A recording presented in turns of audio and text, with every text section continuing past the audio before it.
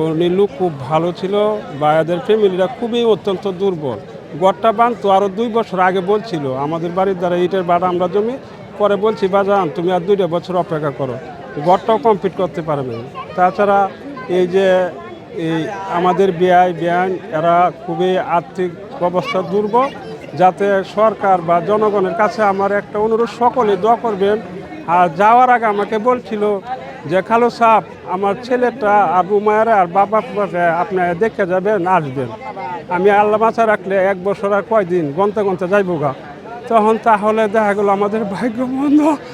এখন যে এদেরকে সারা বিশ্বের কাছে আমি একটা দোয়া চাই, মেয়েটা বা ছেলেটা যে ভবিষ্যৎ ভালো হয়, মানুষের দোয়ায় অনেক কিছু হয়। আর আমার ব্যান্ডে যে এরা একটু নজর রাখে, এটি আমার আখিল আবেদন।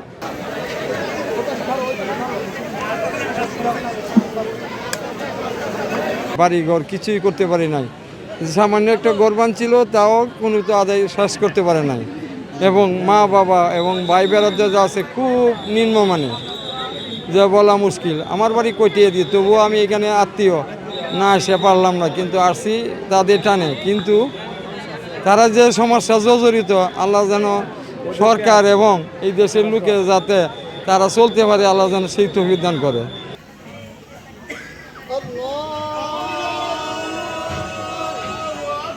পরিবারটা একটু দুর্বল, এখন তার পরিবারটা যেভাবে সুন্দরভাবে চলতে পারে, যে এমন একটা ব্যবস্থা করেন যে সে তো চাকরিটার বয়স বেশি হয়েছে না, অল্প কিছুদিন এসে চাকরিতে গেছে, তার একটা সন্তান আছে, যাতে তার বউ মা বাবা এই সন্তানটাকে নিয়ে চলার মতন একটা রাস্তা করে দেয়।